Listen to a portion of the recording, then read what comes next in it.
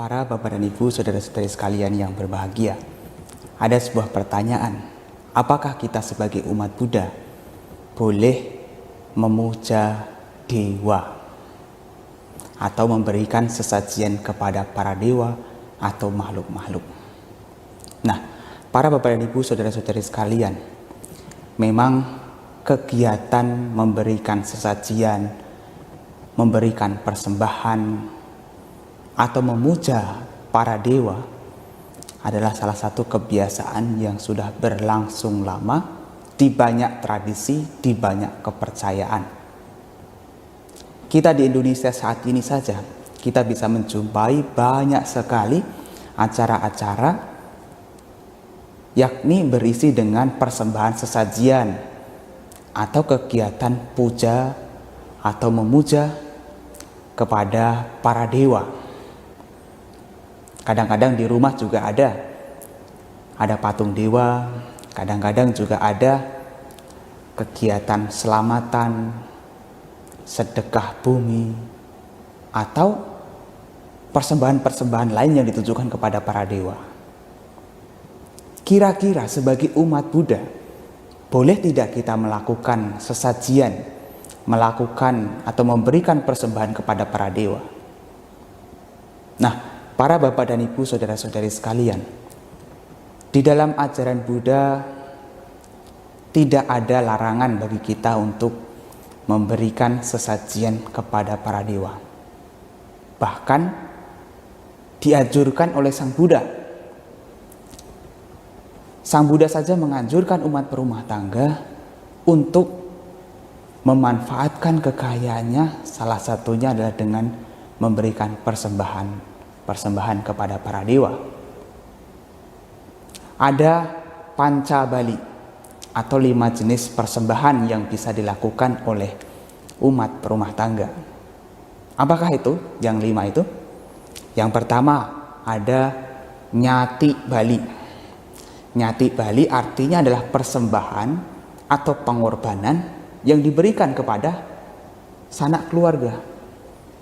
Nah, dalam hal ini sebagai perumah tangga, berbagi barang-barang, berbagi sesuatu, berbagi makanan, berbagi barang-barang, atau hal-hal lain kepada sanak keluarganya.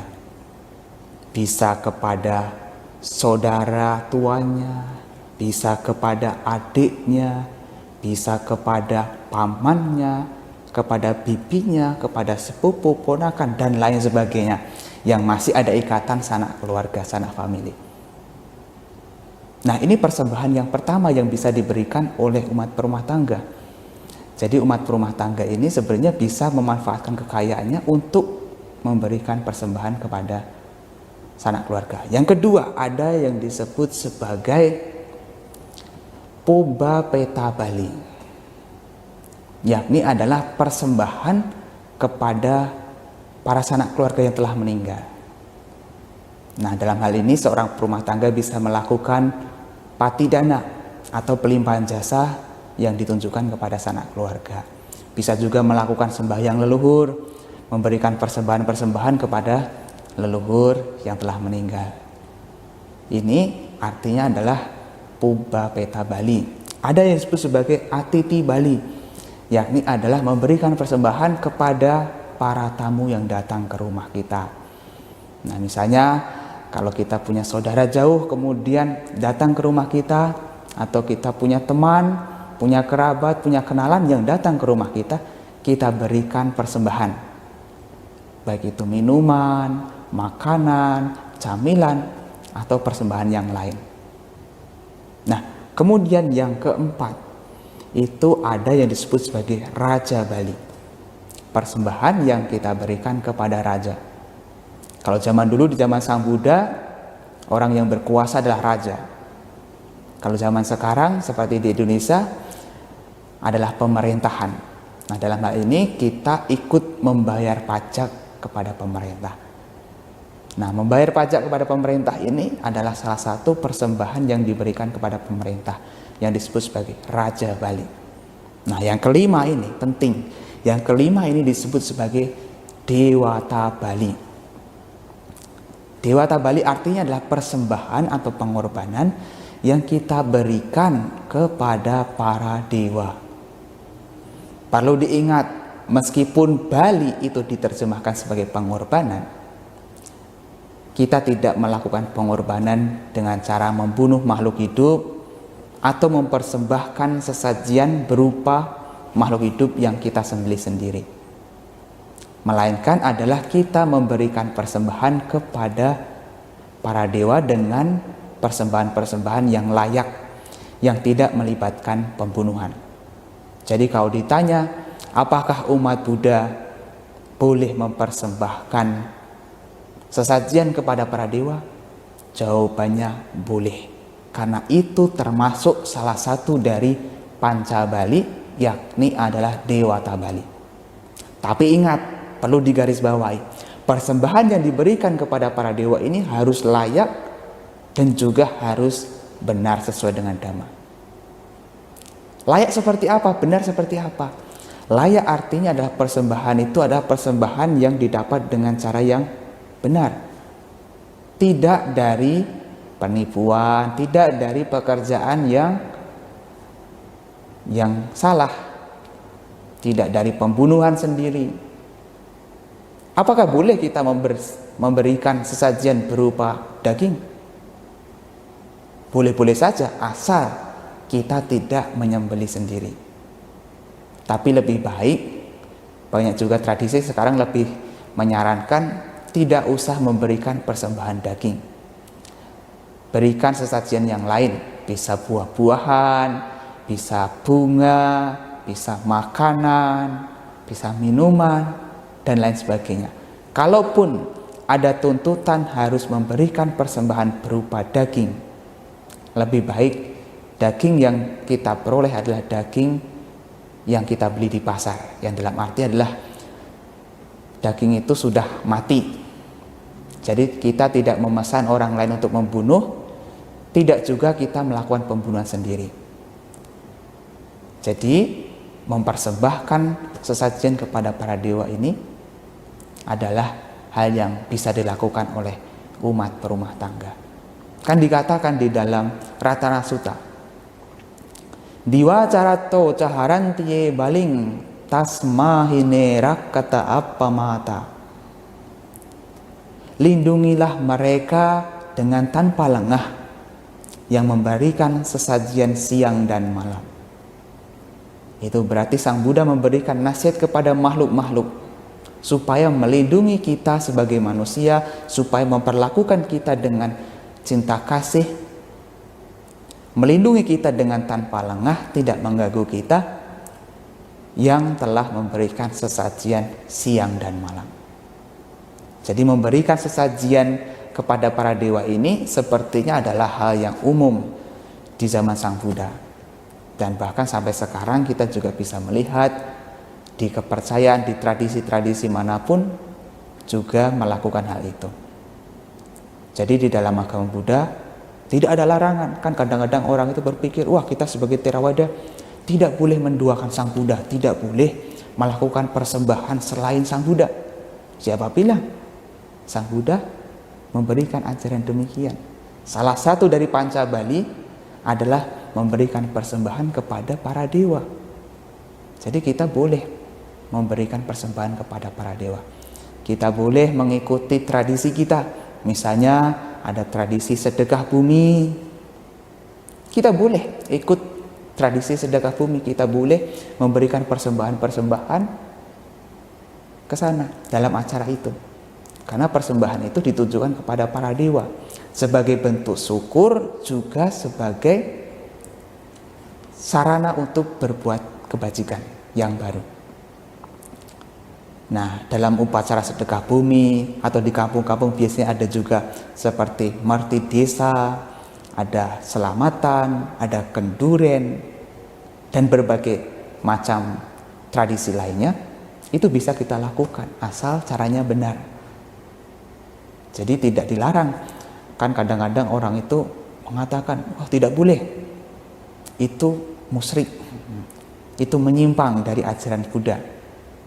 Tidak menyimpang, Karena apa yang kita lakukan itu adalah kebaikan. Kita menghormati para dewa, kita memberikan sesajen kepada para dewa sebagai bentuk terima kasih, juga bisa sebagai sarana untuk melakukan kebajikan yang baru. Jadi memberikan persembahan kepada para dewa ini bisa juga sebagai bentuk syukur. Kan kadang-kadang di masyarakat itu setelah tercapai apa yang diimpikan, setelah mencapai keberhasilan, menyampaikan ungkapan syukurnya dengan cara memberikan upacara atau melakukan kegiatan selamatan, sedekah bumi dan lain sebagainya. Kan juga ada banyak biasanya dewa-dewa bumi, dewa-dewa pohon, dewa-dewa angkasa. Dan kita sebenarnya sebagai umat Buddha juga melakukan persembahan. Makanya kalau kita puja bakti di wihara atau puja bakti di rumah, kita melakukan pelimpahan jasa. Kita membaca Pati Dana Gata, kita juga membaca Etawata. Nah di sana kan juga disebutkan Akasata cabung mata dewa naga mahidika punyang tang anumoditwa imang rakantu ratakang. Jadi para dewa baik yang ada di bumi, Bumata dewa, Akasata, para dewa yang bersemayam di angkasa, juga para naga, kita sebenarnya berbagi jasa kepada mereka. Dan cara kita berbagi jasa itu bermacam-macam. Ada yang dengan cara memberikan sesajian seperti yang tadi saya jabarkan, dengan memberikan persembahan baik bunga, baik dupa, baik buah-buahan atau sesajian yang lain. Ada juga yang dengan melimpahkan jasa kebajikan. Semoga para dewa, para makhluk juga turut berbahagia atas kebajikan yang saya lakukan ini. Ada juga banyak cerita-cerita yang mereka itu punya kaul atau punya tekad yang kuat. Kalau nanti saya berhasil mencapai ini, saya akan memberikan persembahan. Dan akhirnya setelah itu berhasil, orang tersebut memberikan persembahan dalam acara misalnya ikut selamatan. Seperti orang-orang Jawa biasanya terbiasa dengan kegiatan selamatan. Mau bangun rumah, selamatan. Lahiran, selamatan. Mau panen, selamatan. Banyak sekali jenis selamatan-selamatan atau kenduren yang dilakukan oleh orang Jawa. Nah sebenarnya ini juga hal yang bagus, tidak menyimpang. Jadi kita boleh sebagai umat Buddha melakukan hal itu. Karena memang itu tidak menyimpang. Nah di zaman Sang Buddha ada sebuah cerita. Ada pada waktu itu ketika Sang Buddha belum menjadi Buddha, masih berjuang sebagai bodhisatta, sebagai Patapa Gotama. Pada waktu itu ada seorang wanita muda yang sangat cantik, bertekad kepada dewa pohon. Pada waktu itu ia memberikan sesajian kepada dewa pohon atau memuja dewa pohon, bertekad, kalau nanti saya dapat menikah dengan orang kaya yang sesama kasta, juga dikaruniai anak laki-laki, saya akan memberikan persembahan nasi susu setiap tahunnya di setiap bulan Wesak. Nah, tekadnya itu ternyata kenyataan. Wanita tersebut menikah dengan saudagar kaya, punya anak laki-laki. Makanya setiap tahun ia selalu memberikan sesajian, yaitu nasi susu. Dan persembahan nasi susu itu bukan nasi susu biasa, tapi adalah nasi susu yang didapat dengan susu yang sangat berkualitas, dari perasan sapi yang berkualitas.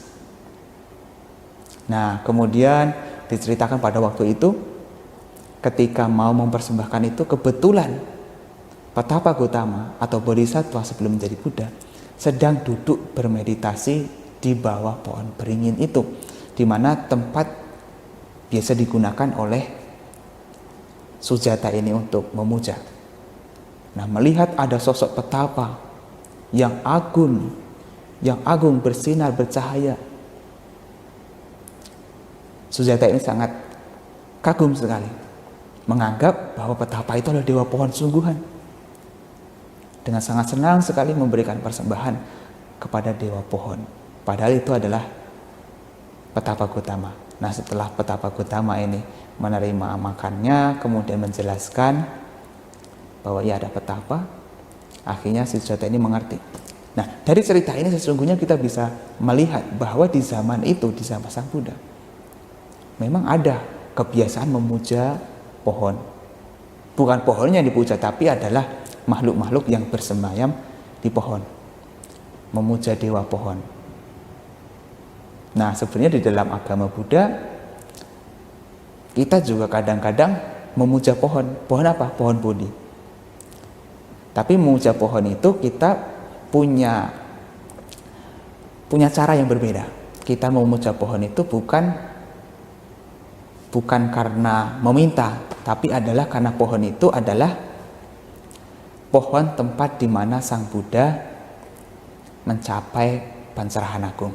Nah, Sang Buddha sendiri menyarankan kepada kita bahwa hal-hal yang berkaitan atau barang-barang yang pernah digunakan oleh Sang Buddha dalam mencapai pencerahannya atau selama Sang Buddha masih hidup, itu bisa masuk dalam bentuk paribhoga cetiya, yaitu barang-barang yang pernah digunakan oleh Sang Buddha. Nah, pohon Bodhi ini salah satunya. Jadi kita juga boleh memuja pohon Bodhi. Nah, di Sri Lanka sangat umum sekali pemujaan terhadap pohon Bodhi itu, wah, luar biasa. Orang-orang itu sangat suka sekali memuja, memberikan persembahan, bisa makanan, bisa bunga-bunga, bisa dupa, bisa pelita di bawah pohon Bodhi itu. Nah, saudara-saudara sekalian, sebenarnya kegiatan memuja pohon ini atau memuja dewa ini ada hal yang bagus. Kadang-kadang orang itu berpikir negatif terhadap mereka yang melakukan ini. Kamu masih memuja pohon, berarti cara pikirmu masih terbelakang seperti orang-orang kuno.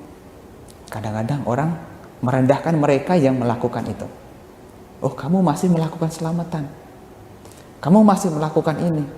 Padahal kalau kita lihat ya, secara dhamma, memberikan persembahan kepada para dewa atau menyembah pohon itu bukan pohonnya yang disembah, tapi adalah memberikan persembahan sesajen kepada para makhluk yang menghuni pohon. Karena memang kita itu juga percaya, di dalam ajaran Buddha kita juga percaya bahwa pohon-pohon besar itu menjadi tempat bersemayamnya makhluk-makhluk. Bisa para dewa, yaitu dewa-dewa yang kategorinya adalah Catu Maharajika Dewa. Jadi kalau kita memberikan persembahan di bawah pohon atau pohon-pohon yang dikeramatkan di punden-punden, kita bisa kategorinya adalah memberikan persembahan kepada para dewa. Dan itu tidak dilarang. Kalau ada orang yang mengatakan itu adalah cara pikir yang terbelakang, kita tarik. Justru orang-orang yang memuja pohon ini, yang memberikan sesajen di pohon-pohon keramat, di pohon-pohon sakral, di pohon-pohon besar, adalah orang-orang yang bakal menjaga alam, bakal menjaga kelestarian alam, tidak akan merusak alam. Sementara mereka yang mengatakan itu adalah pemikiran terbelakang adalah orang-orang yang sangat mungkin sekali untuk merusak alam. Ketika tempat-tempat keramat, pohon-pohon besar masih dipuja, masih dihormati, masih disakralkan, maka kelestarian alam akan terjaga. Kalau seseorang sudah mengabaikan itu, sudah tidak peduli dengan tempat-tempat keramat, tidak peduli dengan punden-punden tua, dengan pohon-pohon besar, mereka akan merusak itu semua dan menganggap itu sebagai sesuatu yang menyimpang, yang tidak baik. Maka bila terjadi sebuah gejolak alam, bisa terjadi sebuah gempa bumi, tanah longsor, atau bencana alam yang lainnya, ya jangan salahkan alam, karena itu terjadi sebagai sebab dan akibat dari ulah manusia itu sendiri. Karena keserakahan manusia, manusia mengeksploitasi alam sehingga alam memberikan apa yang layak untuk diterima oleh manusia yang serakah itu. Sebenarnya ini bukan kutukan. Meskipun bisa juga kategorinya adalah itu sebuah peringatan dari para dewa atau makhluk-makhluk di situ. Tapi kalau kita lihat secara akal, secara rasional, itu adalah sebab akibat yang diakibatkan oleh manusia itu sendiri. Kalau pohon-pohon besar sudah ditebangi, maka alam menjadi hancur, tidak seimbang. Banjir bisa terjadi, tanah longsor bisa terjadi, karena alam sudah tidak seimbang lagi. Coba bayangkan kalau misalnya pohon-pohon sudah ditebangin semua, tanah longsor bisa terjadi, dan banjir juga bisa sangat terjadi sekali, karena tidak ada penyerapan air. Makanya mereka yang masih menghargai tempat-tempat sakral, memuja para dewa, ini adalah orang-orang yang sebenarnya akan menghargai alam, akan melestarikan alam, karena mereka tahu bahwa alam ini butuh keseimbangan. Memang kita boleh memanfaatkan kekayaan alam, sumber daya alam, tapi itu pun ada batasnya, ada takarannya. Tidak boleh kita melebihi takaran, karena kalau kita menggunakan kekayaan alam ini dengan cara berlebihan, kita mengeksploitasi alam, maka apa yang terjadi adalah ketidakseimbangan alam, dan bencana-bencana itu bisa terjadi. Itu kalau kita tinjau secara rasional. Jadi sebenarnya memuja, memberikan persembahan di tempat-tempat sakral, memuja para dewa, ada sesuatu yang tidak menyimpang, asal dilakukan dengan benar, dengan tidak merugikan. Karena apa yang kita lakukan adalah baik. Kita memberikan persembahan dengan niat yang baik. Kita tidak melukai, tidak pula dengan keburukan. Kita justru malah merawat alam. Kan biasanya kalau di kampung-kampung nih ada acara sadranan juga. Ada sadranan itu ya semacam sembahyang leluhur. Sebelum itu ada bersih-bersih dulu di daerah makam, dan di tempat-tempat punden itu juga dibersihkan. Nah, itu adalah hal yang baik. Tidak melanggar norma, tidak melanggar ajaran Buddha. Artinya tidak menyimpang dengan ajaran Sang Buddha. Nah, para bapak dan ibu, saudara-saudari sekalian, salah satu sutta di dalam Tiga Nikaya, Sang Buddha juga menjelaskan tentang sebab-sebab negara itu mengalami kehancuran. Nah, negara tersebut dikatakan tidak akan mengalami kehancuran apabila masyarakatnya masih menghargai tradisi leluhur, masih menghargai tempat-tempat keramat, tempat-tempat yang disakralkan. Itu berarti apa?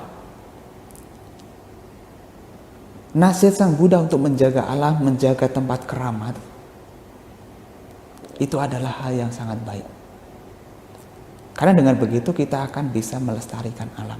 Di samping daripada itu kita juga akan menjaga tindakan kita. Kan biasanya kalau kita mendengar, oh tempat itu sakral, kita akan berhati-hati sekali. Tidak akan melakukan keburukan, tidak akan melakukan perbuatan yang sembarangan, karena dipercaya akan bisa menimbulkan akibat yang buruk. Maka ketika kita masih menjaga itu, sebenarnya kita juga dituntut untuk bersikap baik, bersikap sopan dimanapun tempatnya, di tempat-tempat yang dianggap sakral. Salah satunya juga wihara, karena wihara ini juga tempat sakral. Wihara adalah tempat untuk melakukan puja bakti, melakukan meditasi. Dan di wihara biasanya juga banyak sekali tempat-tempat yang dihormati. Ada tempat untuk meletakkan patung Buddha, atau objek-objek puja yang lainnya, ada pohon bodhi, dan lain sebagainya. Maka ketika memasuki wihara itu, otomatis umat akan diminta untuk bersikap sopan, hati-hati dan tidak sembarangan. Lisannya juga dijaga, ucapannya juga dijaga, tidak membuang sampah sembarangan. Sama kalau alam kita perlakukan demikian, kita bersikap sopan kepada alam, tidak merusak alam. Kita memberikan sesajian untuk para dewa, maka alam pun juga akan damai, selamat. Dan kita pun juga bisa hidup dengan alam dengan cara harmonis. Makanya memberikan persembahan ini adalah hal yang bagus juga, tidak menentang ajaran Sang Buddha. Nah, itulah para bapak dan ibu saudara-saudara sekalian yang bisa saya jawab dari pertanyaan, apakah kita sebagai umat Buddha boleh memberikan sesajian? Saya tegaskan kembali, jawabannya boleh, asal dilakukan dengan cara yang benar. Asal persembahan yang kita berikan adalah persembahan yang baik, tidak melibatkan perbuatan buruk, tidak melibatkan pembunuhan, tidak melibatkan pencurian, atau keburukan-keburukan yang lainnya.